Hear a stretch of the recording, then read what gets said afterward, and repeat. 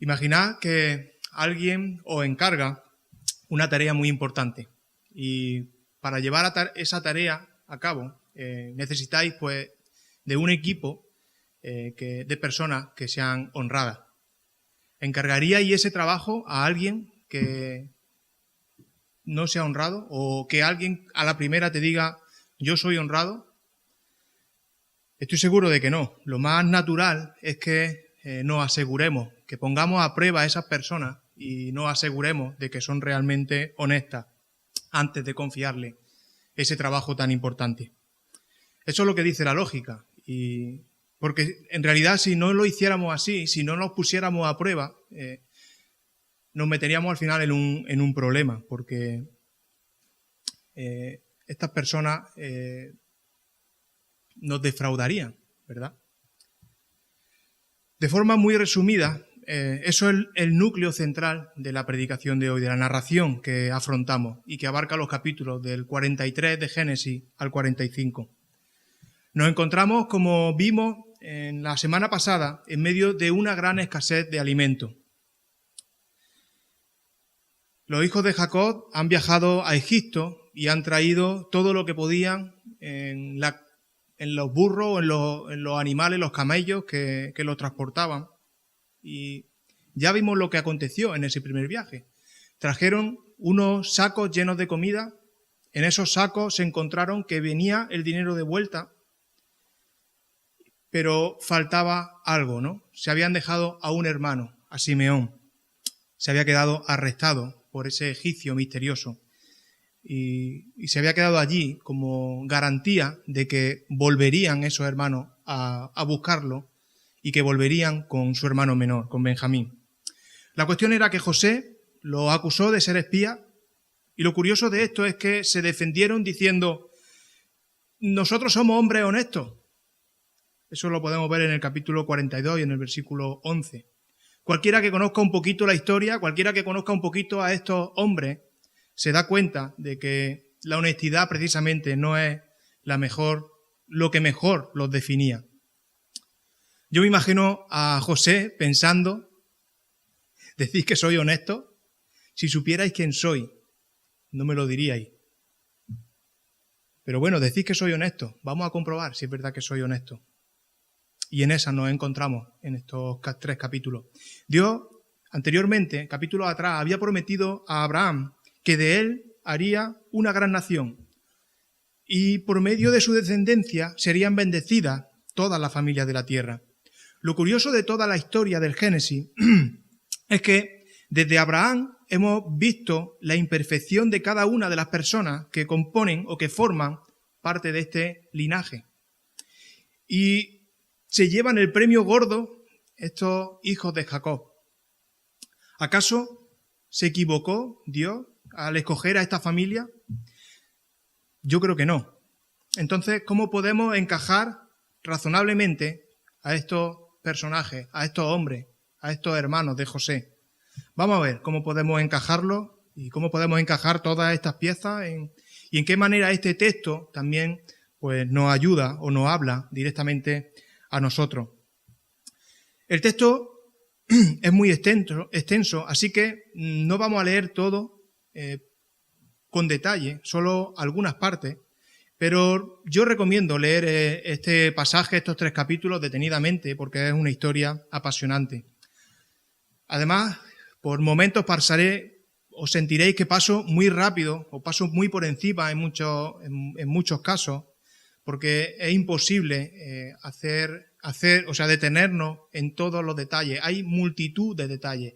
Me detendré solamente en algunos, porque si no, al final, esto se haría demasiado largo. No creo que estéis dispuestos a escucharme 3 horas seguidas. Hay material para hacer 3 predicaciones, de verdad. Pero bueno, viendo cómo discurren los 3 capítulos de hoy, yo he decidido titular mi exposición como Santificación, Prueba y Perdón. Y he elegido este título y en este orden porque es como se hacen visibles, no porque sea el orden en el que ocurren estas cosas en la realidad. Por supuesto que sin perdón no va a haber santificación. Y en medio de esa santificación es cuando vamos a encontrar multitud de pruebas. Como vimos la semana pasada, estos hermanos han vuelto de su primer viaje a Egipto y cuentan a su padre las condiciones que pone este egipcio misterioso para poder conseguir alimento de nuevo.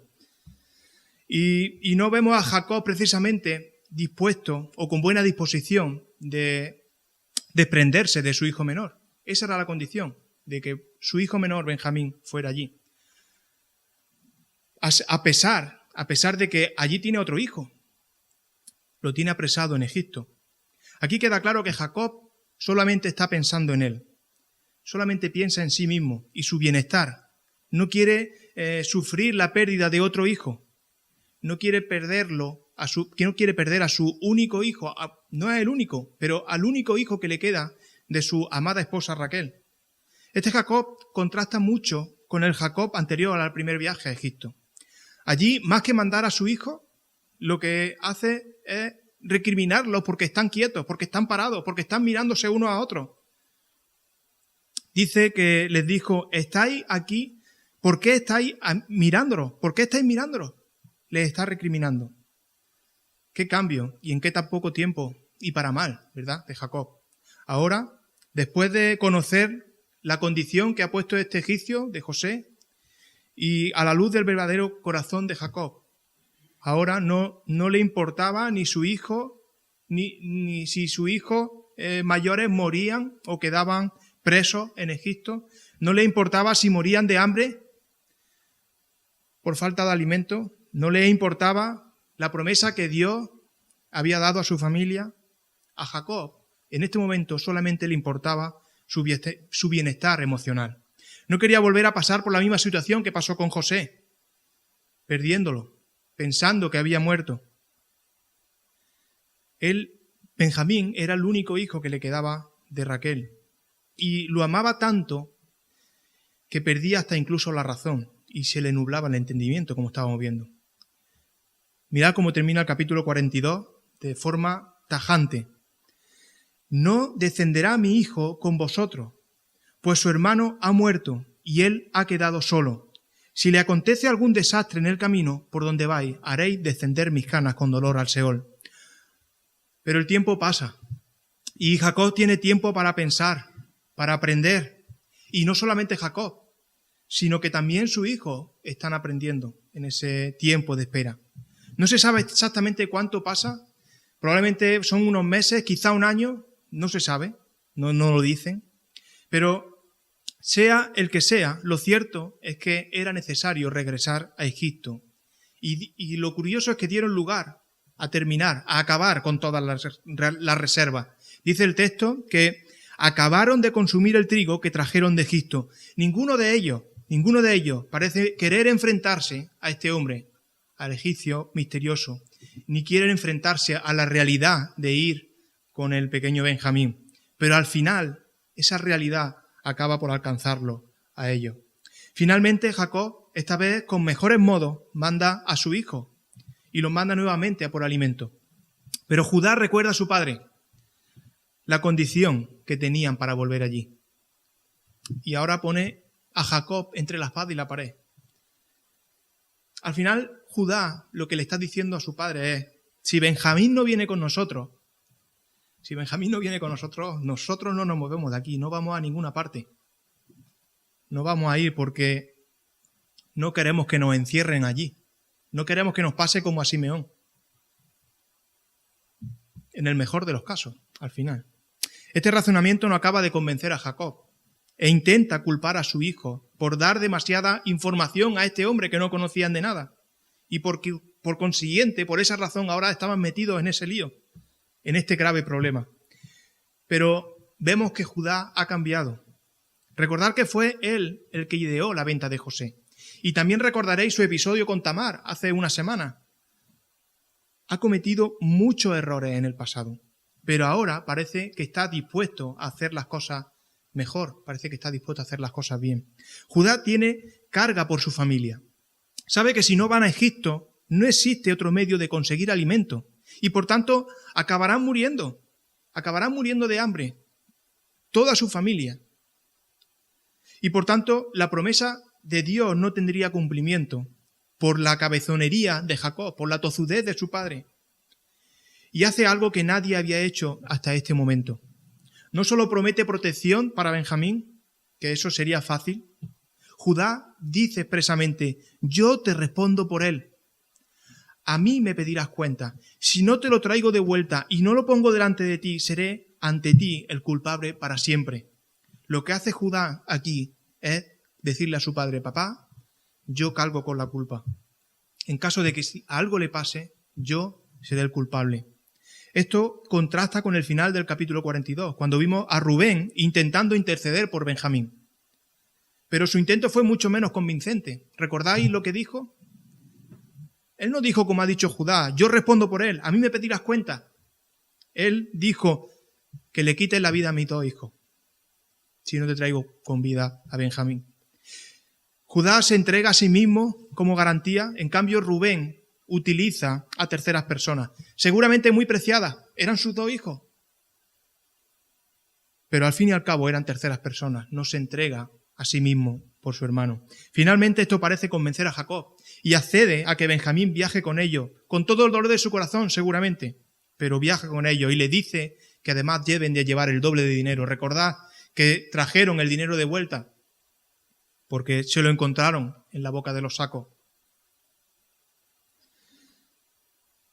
Y también les dice que lleven productos para regalar, productos típicos de la tierra.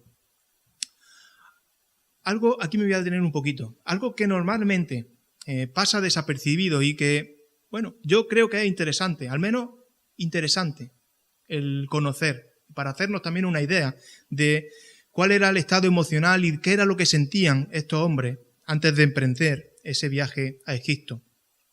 ¿Sabéis qué productos fueron los que llevaba la caravana de ismaelitas que compró a José? Esto lo podemos ver en Génesis 37, 25. Y concretamente dice que llevaban aroma, bálsamo y mirra. Así que, fijaos que aquello debía de tener un olor especial, característico, imposible de que pasara desapercibido. Con toda seguridad este aroma impregnó el ambiente, con un olor reconocible e inolvidable. Y yo pienso, no os pasa, a lo mejor soy yo solo, no os pasa a vosotros, pero también que hay olores que te trasladan a momentos del pasado, los hueles y recuerdas con detalle hasta lo que sentías en aquel momento. A mí hay un olor que me traslada a mi época del colegio, y no a la última época del colegio, me estoy hablando de preescolar. Yo podría tener 4, 5, 6 años como mucho. Imaginar el poder de los olores. Cuando yo huelo eso en la actualidad, de repente es como si me trasladara a ese tiempo, ¿no? Incluso veo los pasillos, veo los niños correr, incluso veo a los profesores. Es increíble todo lo que un olor puede hacer en nuestra mente.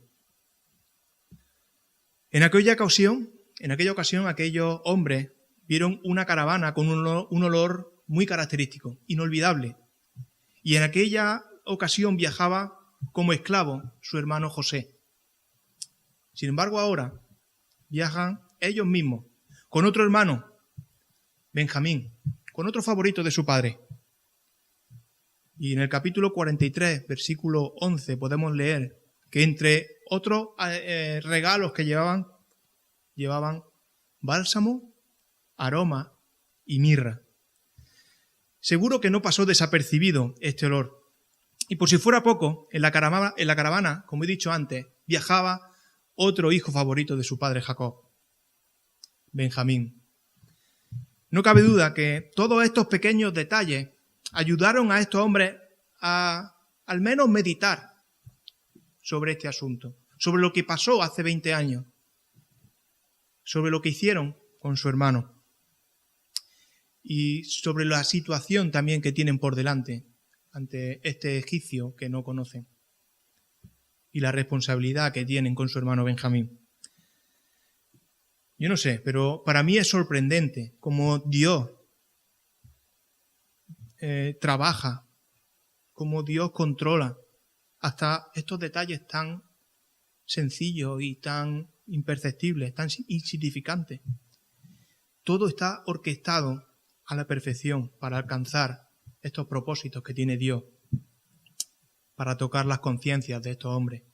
Después de un largo viaje, finalmente llegan a Egipto y se presentan ante José. Hay que tener en cuenta que estos hombres vienen con mucho temor. Hay muchas preguntas sin resolver para ellos. ¿Por qué tanto interés en nuestra familia?, se preguntarían.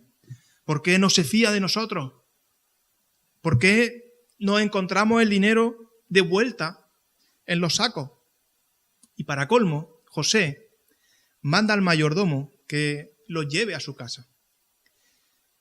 Ellos se estaban encontrando en una situación que no sabía por qué los llevaban para un lado, para otro. De hecho, no entendían a José cuando se dirigía a su mayordomo, porque José no se dirigía a ellos en el idioma que ellos entendían. Dice en el capítulo anterior, que José hablaba con ellos, con su hermano, a través de un intérprete. Por lo tanto, eso generaba aún mucho más incertidumbre. Estaban intranquilos, tanto que se acercaron al mayordomo para intentar explicarle lo que había sucedido, que se habían encontrado el dinero de vuelta en esos sacos. Pero este hombre les transmitió tranquilidad, o al menos esa fue su intención. Les dijo: paz a vosotros, no temáis. Vuestro Dios y el Dios de vuestro Padre os puso este tesoro en vuestros costales. Yo recibí vuestro dinero. Antes de seguir, quiero decir que es cuanto menos curioso que un hombre egipcio sea el primero en nombrar a Dios en esta historia. Ya vimos la semana pasada que decía José Daniel que no se nombraba a Dios por ninguna parte. El primero que nombra a Dios es este egipcio. Parece que José había hablado a este hombre de Dios y este había conocido al único y verdadero Dios por sus palabras.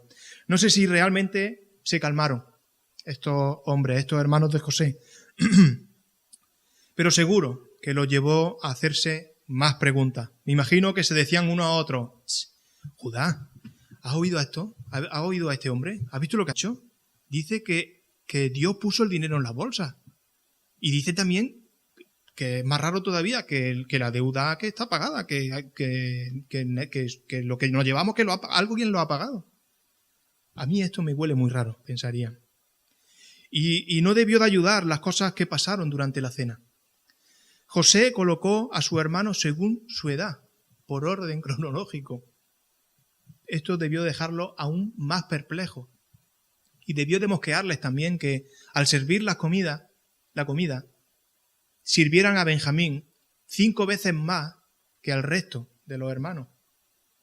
Lo curioso de todo esto es que, a pesar de todas estas señales que recibían de parte de José, ellos no sospechaban nada. Veían cosas raras, pero ni se imaginaban lo que pasaba realmente. José mandaba señales, no para darse a conocer inmediatamente, pero sí para hacer pensar a su hermano. Quiere que recapaciten, quiere que no pasen por alto todas estas cosas que están sucediendo. La culminación de ese plan que tiene José, aún no era el momento de que diera su fin, pero casi estaba a punto de llegar. La cena transcurrió bien, tan bien que se olvidaron de los miedos.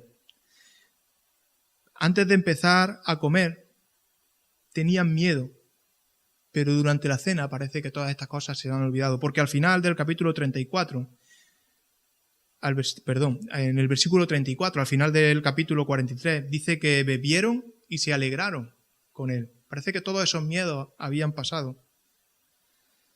Mientras yo trazaba una línea a seguir en esta predicación, venía muchas preguntas a mi cabeza, ¿no?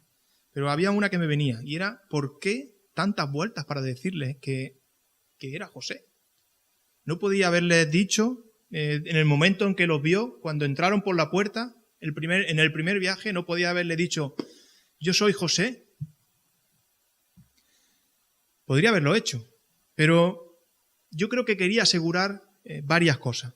En primer lugar, se quería asegurar que vería de nuevo a su padre. Pensar por un momento que si se adelanta en dar esa noticia, en decirles que él era José, sus hermanos podían no volver a Egipto por miedo a la venganza de José. Por eso José le pide que traigan como señal, como testigo, un testigo parcial a Benjamín. Otra cosa es que la relación con su hermano sería restaurada. Él quería asegurarse que esa relación con su hermano se restaurara. José tiene buena disposición para arreglar las cosas. No hay rencor en su corazón, como veremos más adelante, pero no sabe cuál es o qué es lo que piensan sus hermanos. Algo más que se quiere asegurar es que su familia sobrevivirá a la terrible hambruna que solamente está empezando y que durará por unos 5 años más. Por eso pone a prueba a su hermano y examina con detalle su integridad. Quiere asegurarse de que su hermano han cambiado. De ahí que el segundo punto de mi exposición la haya titulado Integridad examinada. ¿Sabéis qué significa ser una persona íntegra? De forma muy resumida, es que exista una coherencia entre las intenciones y las acciones de una persona. Así que José quiere comprobar esta coherencia en su hermano. Seguro que piensa, está bien, tenéis buenas intenciones, lo he visto, pero a ver si sois capaces, o a ver qué sois capaces de hacer si las cosas se tuercen un poco. Seguro que durante la comida tuvo tiempo de hablar con ellos, tiempo de conocer un poco más a su hermano, cuál era su corazón, cuál era su carácter, y con toda seguridad percibió cambios en ese carácter. Su plan iba por buen camino, pero quedaba una última prueba, la más importante. José volvió a ordenar a su mayordomo que preparara toda la carga para que sus hermanos se la llevaran. También debía, esta vez, de poner todo el dinero de vuelta en esos sacos, pero ahora quiere simular un robo. Le pide que ponga su copa de plata, en el costal de Benjamín. José estaba haciendo algo muy interesante. Quiere ver hasta dónde son capaces de llegar sus hermanos mayores. Recordar que cuando José era el favorito de su padre, lo vendieron por envidia. ¿Volverían a hacer lo mismo? ¿Volverían a traicionar a su hermano para salvarse ellos? El cambio que José estaba viendo era real y verdadero, o era solamente una fachada de cara a la galería en estos hermanos. ¿Serían realmente íntegros? José sabía que el verdadero carácter de las personas se hace evidente en situaciones extremas y por eso provoca esta situación y pone la copa de plata en el costal de Benjamín. Y yo me pregunto, ¿y nosotros? ¿Necesitamos también este tipo de pruebas? ¿Necesitamos ser probados? Yo diría que sí, pero vamos a ver qué dice la Biblia al respecto. En el Salmo 15 podemos ver en el versículo 1 y 2, Jehová, ¿quién habitará en tu tabernáculo? ¿Quién morará en tu monte santo? El que anda en integridad y hace justicia, el que habla verdad en su corazón. Primera de Pedro, capítulo 1, versículos del 6 al 7, también nos dice, os espera una alegría inmensa. Aun cuando tengáis que soportar muchas pruebas por un tiempo breve, estas pruebas demostrarán que vuestra fe es auténtica. Está siendo probada de la misma manera que el fuego prueba y purifica el oro. Está claro que nuestra integridad debe de ser probada. Sufriremos como sufrieron estos hermanos de José, pero fue necesario para ellos y es también necesario para nosotros. Porque solo en las dificultades sale a reducir el verdadero corazón que hay en nuestro interior. En esta historia vemos que son acusados de pagar mal por el bien. Recordad que recibieron un gran banquete. Fueron tratados mejor que cualquier comprador de grano que va a Egipto. Y ahora lo están acusando de ser ladrones. Todos sabemos que no fueron ellos, que esto fue una encerrona por parte de José. Pero ellos no sabían nada. Aún así parecen convencidos de que ha debido de ser una equivocación y se defienden con estas palabras. Mirad, dice, ¿por qué dice nuestro Señor tales cosas? Nunca tal hagan tus siervos. Si el dinero que hallamos en la boca de nuestros costales te lo devolvimos al traer desde la tierra, te lo volvimos a traer desde la tierra de Canaán, ¿cómo íbamos a hurtar de casa de tu Señor plata ni oro? No tenía mucho sentido la acusación. No era lógico pensar que ellos habían hecho nada. Tan seguros estaban que continúan diciendo, aquel de tus siervos a quien se le encuentre la copa, que muera. Y aún a nosotros seremos siervos de nuestro Señor, o siervos de mi Señor. No se dice quién de todos estos hermanos es el que habla. Más adelante sí veremos que es Judá el que toma la iniciativa, pero ahora no dice nada. Pero a mí me recuerdan a las que precisamente pronunció Judá cuando le dijeron que su nuera Tamar había quedado embarazada. En ambas ocasiones se pide un castigo mayor del que merece el culpable. Como he dicho, no dice nada de que fuera Judá, pero bien podría haber sido él, por su forma de ser. De todas formas, el mayordomo, bien aleccionado o bien instruido por José, rápidamente les dice que no era necesario tanto castigo. Dice en el versículo 10, aquel a quien se le encuentre será mi siervo. Los demás quedaréis sin culpa. Lo que no sabían ellos es que la copa sí que estaba en un costal. Y precisamente no en el costal de cualquiera, estaba en el costal de Benjamín. Imaginad la cara de todos ellos cuando comprobaron efectivamente que estaba allí la copa. Dice el texto que todos rasgaron sus vestidos. Todos rasgaron sus vestidos. Esto era en la antigüedad una señal muy visible de un profundo dolor. Estaban completamente derrumbados. Hasta ahora todas las señales apuntan a que verdaderamente estos hombres han cambiado. Todas sus intenciones hasta ahora han demostrado que sí que son hombres nuevos. Pero ¿y sus acciones? Veamos cómo reaccionaron ante la prueba final. Judá responde ante José. Ya parece que definitivamente Judá está cogiendo la rienda del liderazgo de su hermano. Y dice, ¿qué diremos a mi señor? ¿Qué hablaremos o con qué nos justificaremos? Dios ha hallado la maldad de tu siervo. Nosotros somos siervos de mi señor, nosotros y también aquel en cuyo poder se halló la copa. Les dijo, no tenemos excusa, dijo Judá. Dios ha sacado a la luz toda nuestra maldad. Todos merecemos ser esclavizados. Pero José solo quiere arrestar al portador de la copa. Los demás pueden volver junto a su padre. Pero Judá vuelve a hablar, interviene de nuevo y dice, ¡ay, Señor mío! Te ruego que permita a tu siervo decir una palabra a oídos de mi Señor, y no se encienda tu enojo contra tu siervo, pues tú eres como el faraón. Mi Señor preguntó a sus siervos, ¿tenéis padre o hermano? Y nosotros respondimos a mi Señor, sí, tenemos un padre anciano y un hermano joven, pequeño aún, que le nació en su vejez.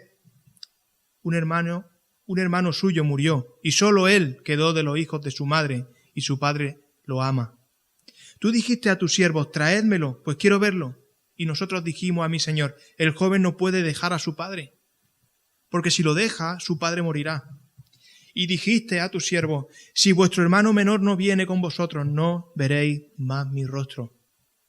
Aconteció, pues, que cuando llegamos a mi padre, tu siervo, le contamos las palabras de mi Señor, y dijo nuestro padre, volver a comprar un poco de alimento. Pero nosotros respondimos, no podemos ir. Si nuestro hermano va con nosotros, iremos, porque no podremos presentarnos ante aquel hombre si no está con nosotros nuestro hermano menor. Entonces tu siervo, mi padre, nos dijo, Vosotros sabéis que 2 hijos me dio a luz mi mujer. Uno de ellos se fue de mi lado, y pienso de cierto que fue despedazado. Hasta ahora no lo he vuelto a ver. Si ahora os lleváis también a este y le acontece algún desastre, haréis que con dolor desciendan mis canas al Seol. Ahora, pues, cuando vuelva yo a tu siervo, mi padre, si el joven no va conmigo, como su vida está ligada a la vida de él, sucederá que cuando no vea al joven, morirá, y tus siervos harán que con dolor descienda al Seol las canas de nuestro padre, tu siervo. Como tu siervo salió fiador del joven ante mi padre, diciendo, si no te lo traigo de vuelta, entonces yo seré culpable ante mi padre para siempre. Y ahora viene la clave de toda su exposición. Aquí se hace evidente que verdaderamente este hombre es un hombre íntegro y que sus intenciones son acordes a sus acciones.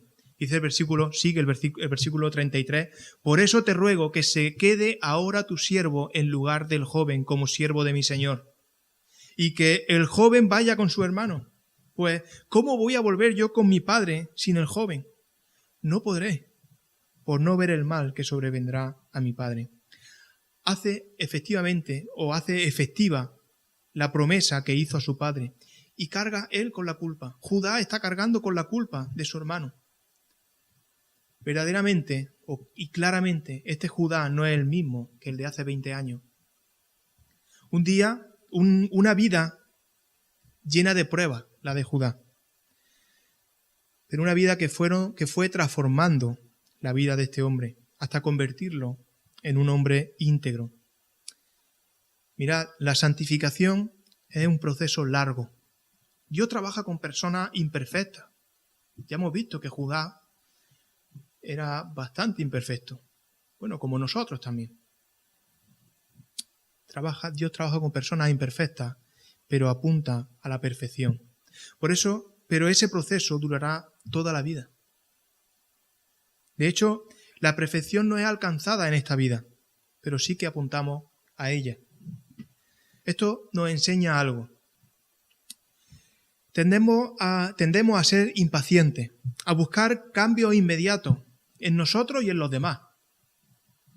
A veces nos preocupamos porque nuestras reacciones no son tan buenas como las que deberían de ser. Y ya no solamente las nuestras, sino también las de los demás.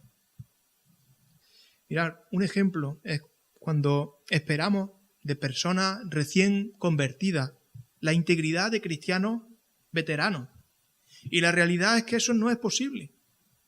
No es posible. Estas personas están recién comenzando a saber lo que significa y lo que implica ser un seguidor de Cristo.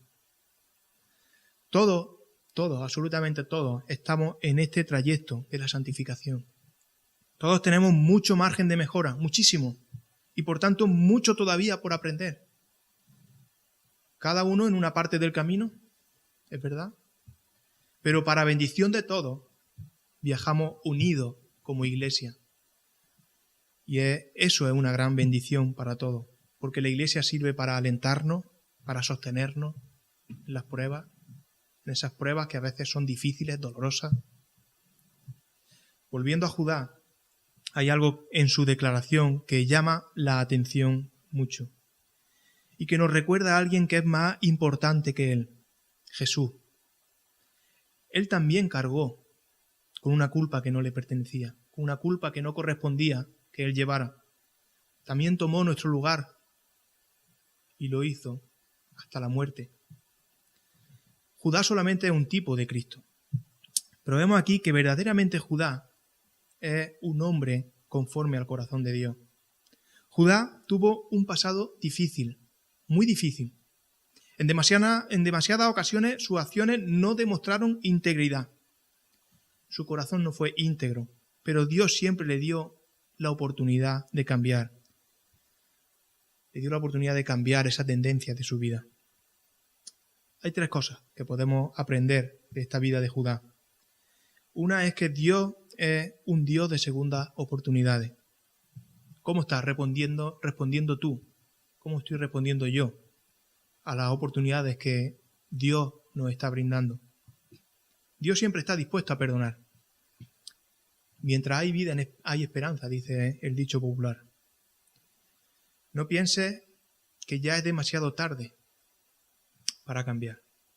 Demuestra tu integridad y arrepiéntete de tus malas acciones. Pídele ayuda a Dios. Pídele ayuda para que Él te cambie, te restaure. Otra cosa a tener en cuenta es que un verdadero hijo de Dios ama al prójimo. Y amar al prójimo implica amar sin condición. No solo a los que me caen bien, sino a todos. Es fácil amar a nuestros amigos. Es fácil amar con el que tiene aficiones en común. Ahí es fácil amar con el que tienes buenas conversaciones y con el que se te pasa el rato volando. Pero ¿qué hay de aquellos con los que nada de esto ocurre? Es más, ¿qué hay de aquellos a los que envidias quizás? Y esto te supone un esfuerzo demasiado grande para amarlo. Es fácil caer en la trampa del odio.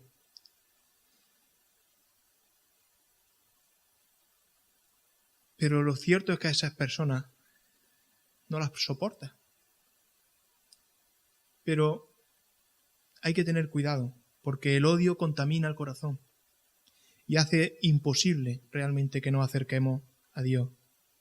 Ama al prójimo a pesar de las circunstancias, como hizo Judá. Él amó a su hermano Benjamín, a pesar de que lo envidiaba. Me imagino que la vida de Judá, como he dicho antes, no fue sencilla. Su padre hizo bien evidente toda su vida que solamente amaba a Raquel, que solamente le importaba a Raquel, que solamente le importaban y amaba a los hijos que había tenido con ella. Y todos los demás le daba igual Lea, le daba igual todos los hijos que tenía, aparte de Raquel. Judá y todos los demás hermanos no sintieron el amor de su padre y por tanto envidió tanto a su hermano José que terminó por hacer lo que hizo por odio.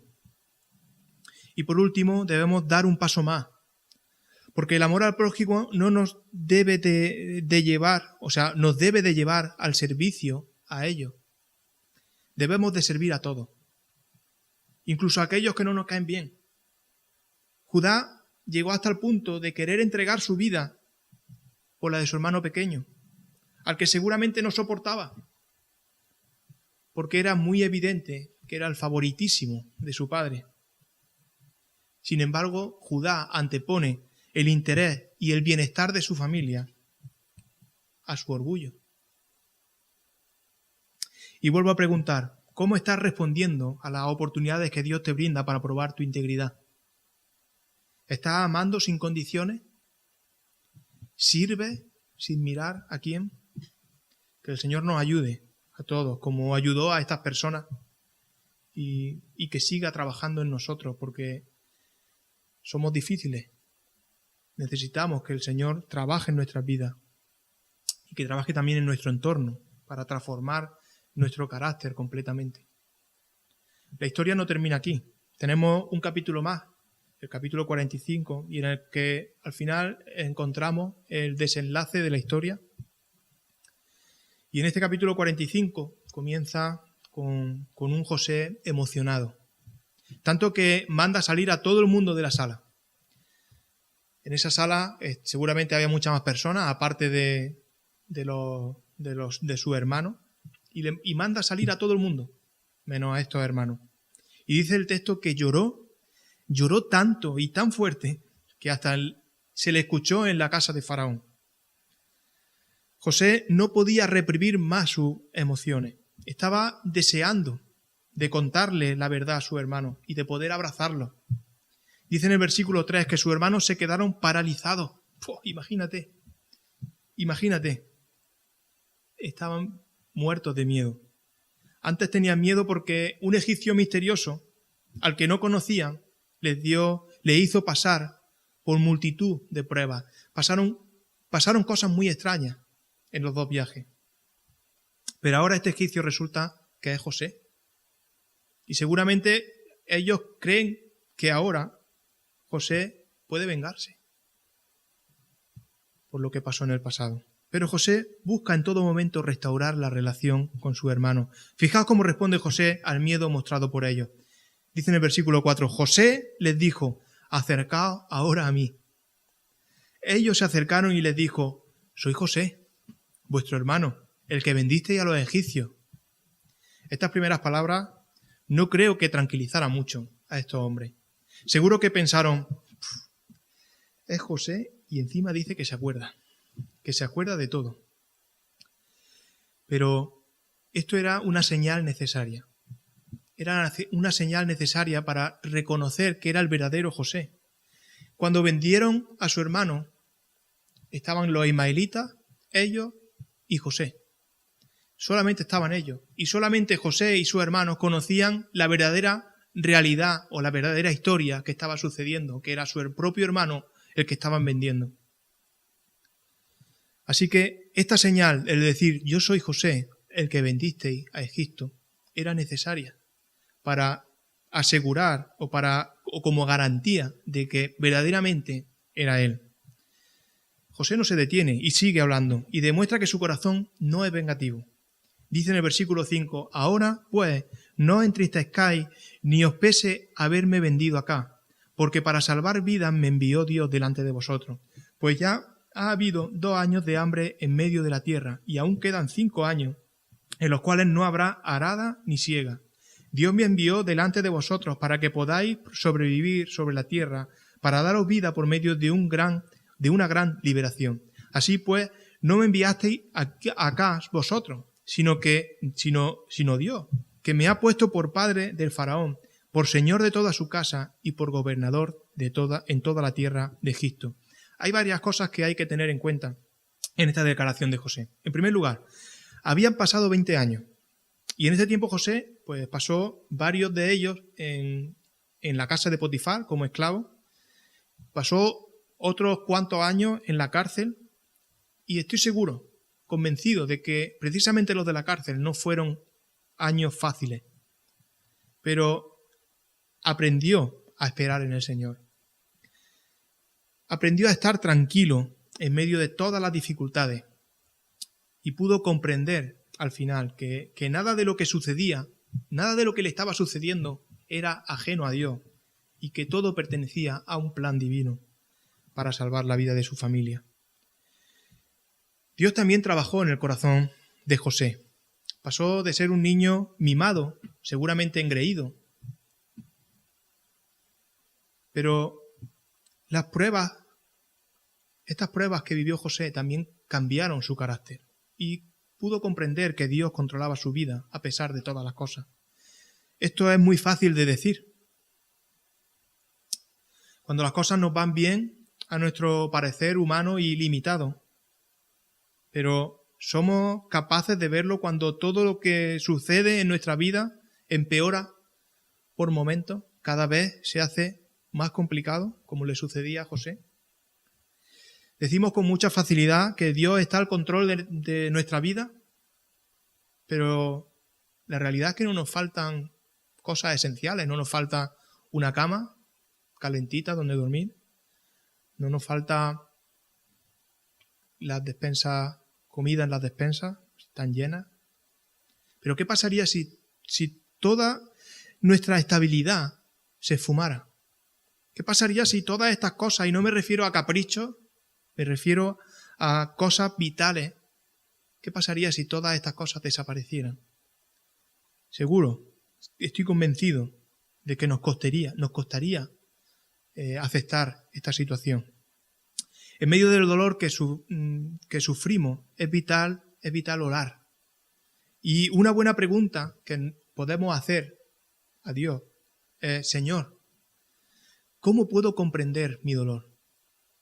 ¿Cómo puedo comprender mi dolor en medio de tu plan perfecto?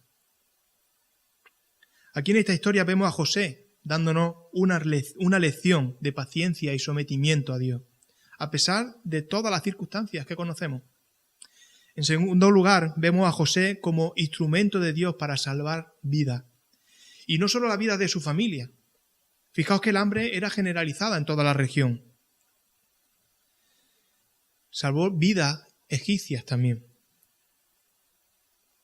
Él salvó a mucha gente de la muerte. Mucha gente habría muerto si no es por la bendita sabiduría que Dios le dio a José. Al final, José fue un instrumento en las manos del Señor. Aquí volvemos a ver a otro tipo de Cristo, a José. Él también vino a salvar vidas. Cristo vino a salvar nuestras vidas.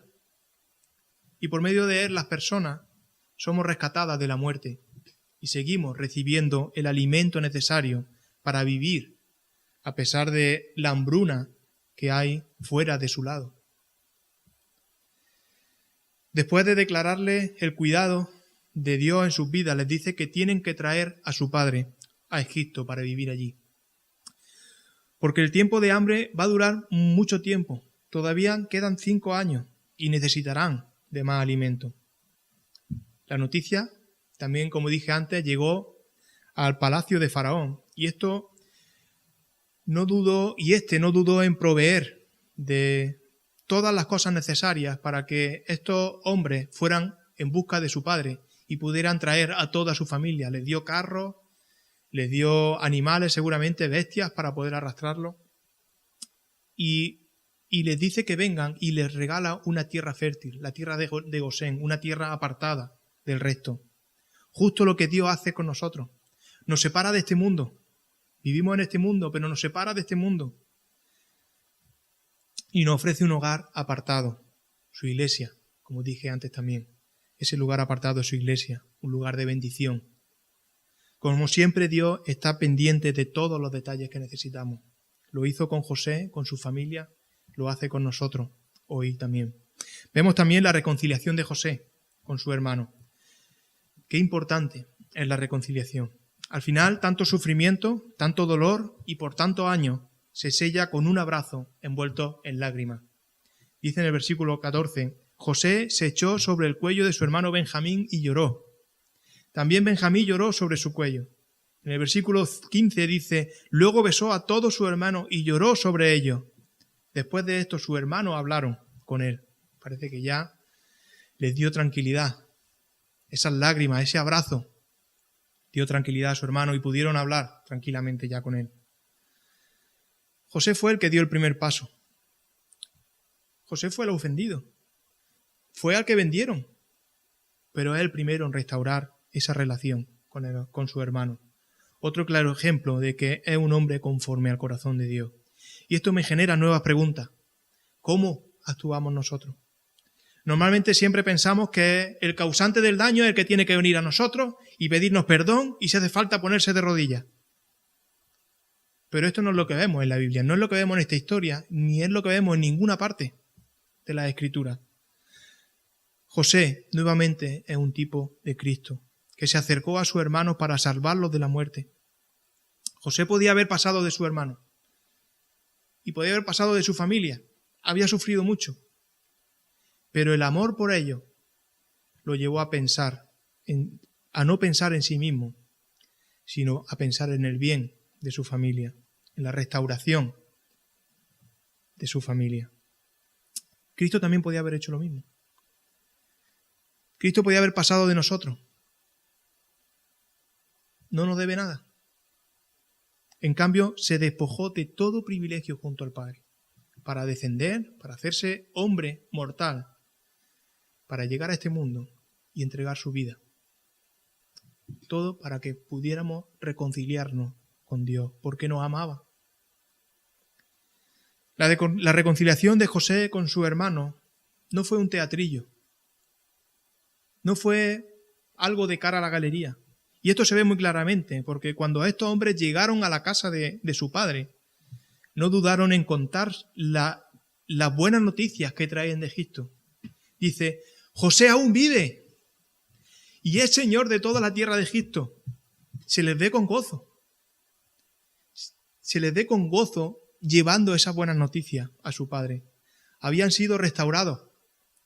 A pesar de su pasado, a pesar de cómo eran, a pesar de que vendieron a José y a pesar del montón de cosas que habían sucedido en esos 20 años, ellos querían compartir con su padre ese gozo que disfrutaban por haber sido restaurados por su hermano.